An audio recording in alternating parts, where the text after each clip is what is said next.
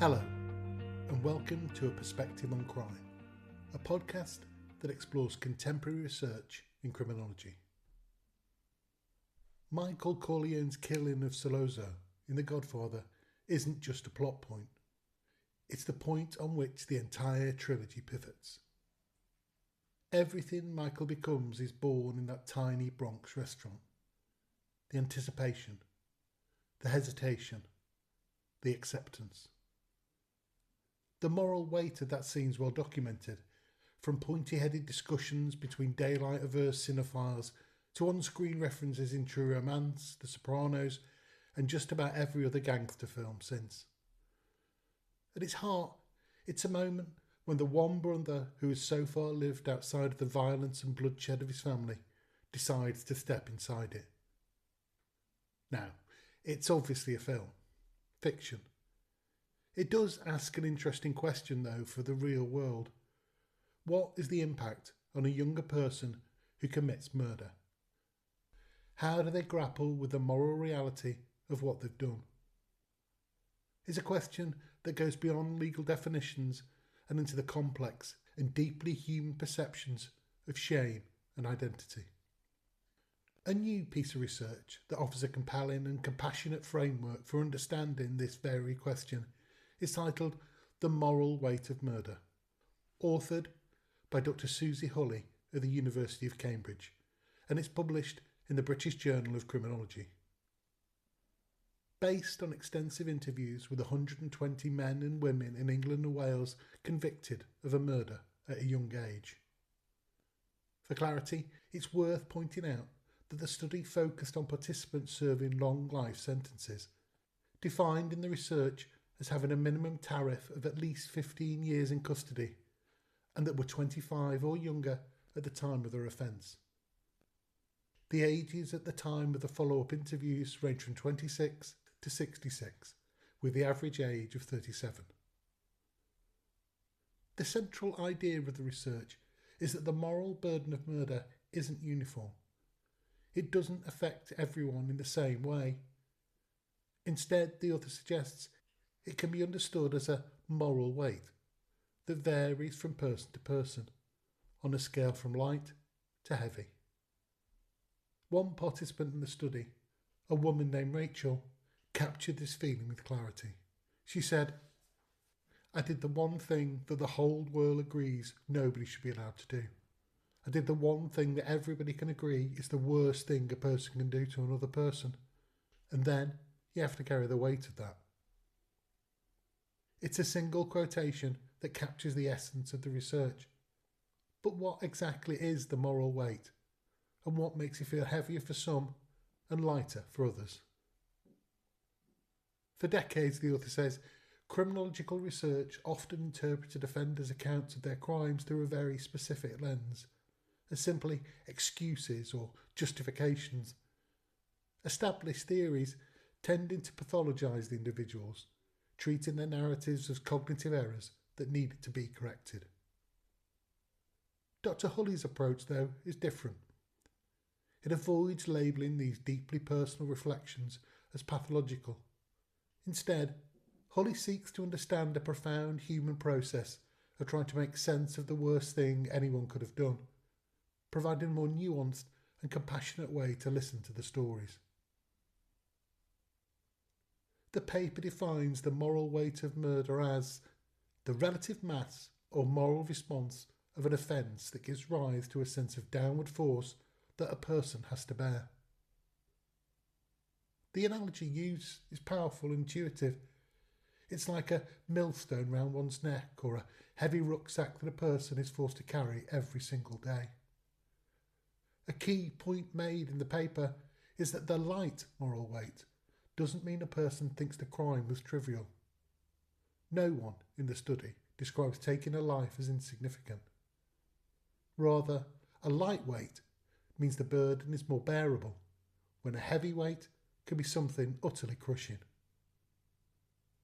Dr Hulley's research found that the moral weight is determined by how an individual makes sense of three interconnected factors. The first is their own sense of moral blameworthiness, how much they blame themselves for what happened This is balanced against the second factor, how much moral blame they attribute to the victim. Finally, these are both shaped by the third factor, how understandable or comprehensible their actions feel to them when they look back at the context of their lives and the world they inhabited at the time. These three elements combine to determine where on the continuum, from light to heavy, a person's experience falls. Drawing on the powerful and painful stories of the participants themselves, we're going to explore two ends of this spectrum, starting with the narrative of those who felt the weight of their crime more lightly. Exploring this lighter experience challenges the established public image of a murderer who's uniformly evil or a remorseless figure.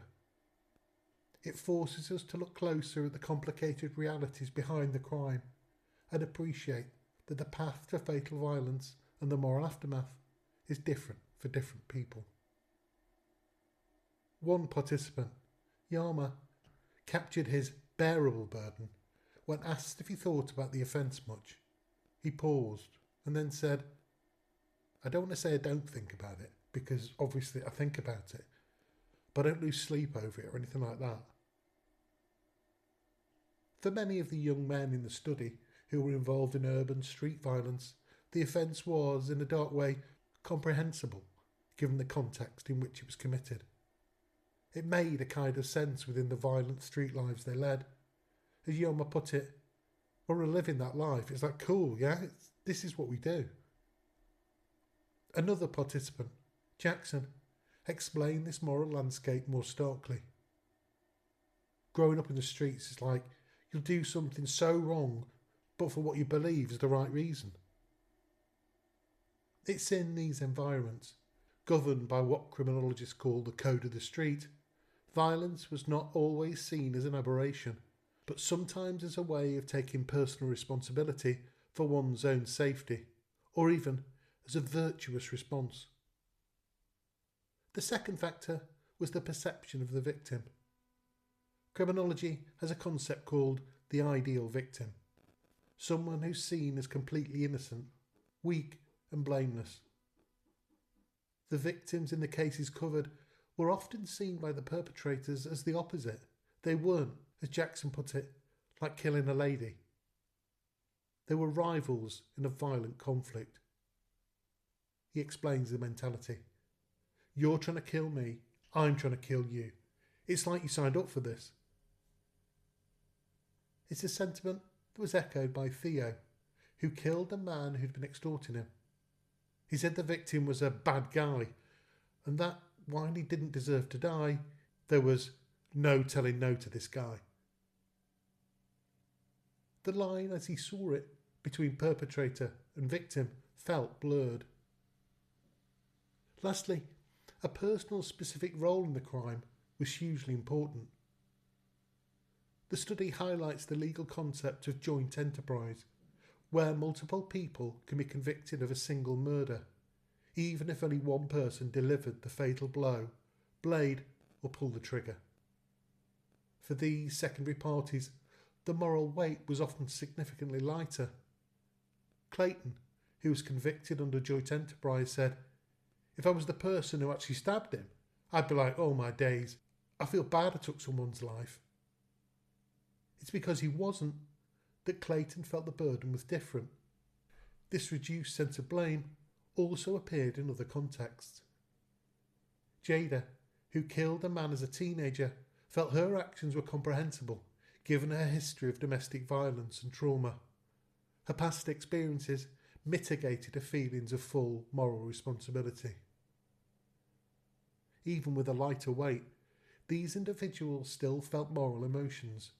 Instead of deep personal shame, though, they experienced regret and indirect guilt. The guilt wasn't about the act itself, however, so much as its consequences for others, primarily the victim's family. Fletcher expressed sadness for the victim's family, and Jada spoke about the profound impact. "A mother's buried a son. Children have grown up without a father," he said. These feelings were painful, but they weren't all-consuming, identity-destroying emotions seen at the other end of the spectrum. For every person who found a way to bear this weight, though, there was another who was utterly crushed by it. At the heavy end of the spectrum, the moral burden's not just a weight, it's a source of profound psychological and emotional devastation. As one participant, Cameron, described it, "That's very, very difficult, to carry the offence and move forward. It's literally like having a weight on your back." For those individuals, their crime was a source of constant, intense pain, and the factors which made the weight so heavy are the mirror opposite of what we just discussed. The perceived innocence and vulnerability of the victim increased the moral weight. Each vignette is tragic. Amir killed a teenage girlfriend. Eban killed an elderly woman in her home. Barrett killed a man in a fight who, he later learned, was vulnerable due to a previous brain injury. In these cases, the victims were seen as entirely blameless, which magnified the sense of wrongdoing to a near unbearable degree. For these individuals, their actions felt completely incomprehensible, a deep and shocking corruption of their own moral code. They simply couldn't make sense of what they'd done. One participant, Percy, struggled in his own words to comprehend the sickness of it, the badness of it. Eban, who saw and described himself as a chivalrous, old school kind of person, was shattered by the moral inconsistency of killing a woman. He said, "I've just contradicted that." This feeling of being a bad person was all-consuming. As Salem, who killed a young woman who rejected his advances, asked himself, "Am I a convicted murderer?" This feeling of being a bad person was all-consuming. Salim, who killed a young woman who rejected his advances, asked himself, "I'm a convicted murderer. How can a convicted murderer be nice?" Salim's reflection points to an important distinction. He didn't see his crime as a context-dependent mistake, as something to be explained by the situation in which it took place, but as a representation of his global or whole self. The action wasn't just bad, he was bad. There's a delicate nuance to the work here too. The research found that for a small number of women, this heavy weight wasn't just a product of their own reflections. It was also generated by, to quote directly, cultural narratives and therapeutic interventions that constructed the woman as bad. In terms of cultural narratives, the work identifies how female perpetrators perceive and experience society's view of a woman that kills as a deep rupture in the moral standards, a shattering of the natural order, especially when victims are perceived as ideal or blameless. When it comes to therapeutic interventions offered to the women interviewed, Dr Hulley noted that many of the prison-based programs are designed to deal with an inmate's behaviours, focusing on cognitive behavioural therapy, an intervention that aims to correct what is termed as a cognitive disorder. The research argues that such approaches can be pathologising, defining the behaviour with a clinical diagnosis. In doing this, instead of allowing individuals to process their actions, cognitive behavioural therapy interprets their narrative as cognitive errors that require correction. For these women, this process reinforced the idea that they were inherently bad or deviant, rather than a good person who did a bad thing. The result being that instead of helping these women to move on by situating their actions within a specific context, these external narratives and treatments piled additional moral responsibility onto them. This led to a heavy moral weight that felt like an insufferable load, resulting in outcomes like self-punishment, deep shame, and moral injury. It's here that the metaphor of carrying a heavy rucksack mentioned earlier is introduced. For these women, the combined weight of societal judgment and clinical correction made their rucksack so heavy it felt near impossible to take off. The emotional fallout here was catastrophic, designed by intense shame and guilt. This wasn't just guilt about the consequences for others, it was a deep personal grief for the act itself and the life that was lost. Amir's account of his shame's raw. I feel nothing but shame about it. I can't even speak about it sometimes. That's how shameful I feel about the act. The research links these experiences to the concept of moral injury, a deep harm to one's consciousness that occurs when someone transgresses their own moral standards. This injury, in the experience of the participants in the study, leads to devastating outcomes, including profound depression, self-punishment and self-harm. A particular example is the story of Ernest. He killed a child in his family and also committed sexual violence against her. In a moment of incisive honesty, he reveals his own hierarchy of moral transgressions. I can accept the violent part of my life a lot better than what I've done sexually. It was in this context that he said he'd swap places with the victim in an instant. And Kenji, whose guilt was a constant form of self-punishment, explained how it led to serious self-harm. When the weight is this heavy, the moral injury this deep, it's from that a sense of despair springs. The research makes it clear that almost every participant, regardless of the weight they carried, felt a human, universal need to find a way to move on. That didn't mean forgetting or excusing what they'd done. It simply meant integrating their past, even the worst parts, into a new identity, one where they could see themselves as more than just their crime. For many, the goal was to become, in their own words, a good person who did a bad thing.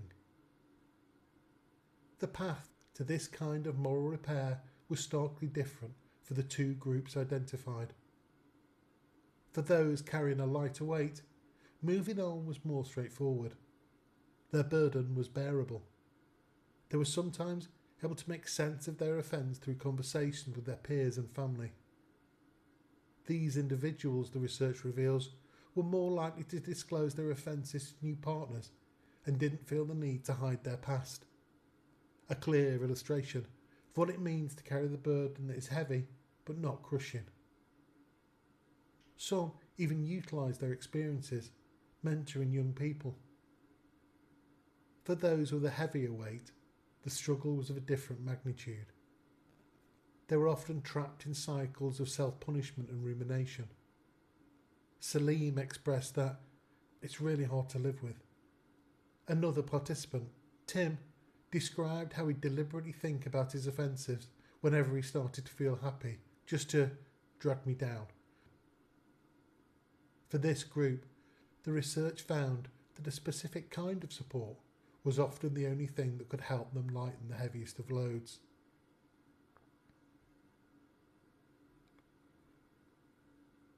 Highly generalised cognitive behavioural programs appeared to be inadequate to heal this kind of group's deep moral injury. What made the difference, time and again, was deep and prolonged individualised psychotherapeutic interventions. Bradley, for instance, had carried an incredibly heavy moral weight for years.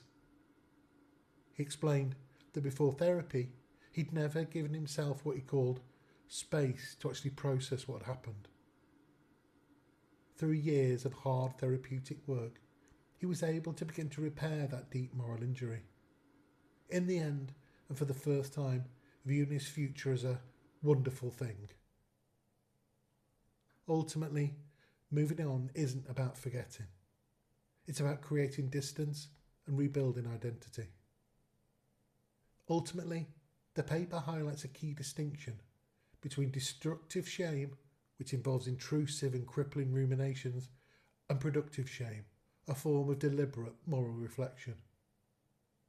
As Ernest, a participant, identifies, this productive shame can be essential because the minute you stop feeling shame, it's a path to offending. This process of repair often includes what the paper calls deliberate ethical practices. For one man, Owen, this meant daily work in his faith community to demonstrate kindness and empathy. For others, it meant rituals like lighting a candle for the victim on the anniversary of their murder. These tangible acts make the abstract ideas of moral repair real and active. It's about no longer being, as Bradley puts it, anchored to my past. Dr. Hulley's research on the moral weight of murder seems to me an important contribution to our understanding of crime and its aftermath. The framework provides a more compassionate, nuanced and humanising way to understand the diverse experiences of people convicted of murder. It moves us beyond condemnation to a deeper exploration of the factors that shape a young killer's moral world. The context of the crime, the nature of the victim, the weight of their own conscience. If we're serious, the paper argues about rehabilitation and helping people build new lives after prison, we need to recognise that one size does not fit all. People, the authors say, require different levels and modes of support to make sense of their offences, the right kind of therapeutic help, and find hope in the future. For any listeners who wish to delve into the details for themselves, the research paper we've discussed today is again called The Moral Weight of Murder. It was authored by Dr Susie Hulley, and you can find it published in the British Journal of Criminology. A link to the paper, as ever, is in the show notes, and of course, I'd urge you to read it yourselves. New episodes of A Perspective on Crime will drop every week, so make sure you subscribe, and please recommend the podcast to friends, colleagues, and anyone you think might be interested. Finally, if you've read some research you think others should know about, drop me a message via the link in the show notes. If you yourself have a new work coming out and would like it covered, please get in touch.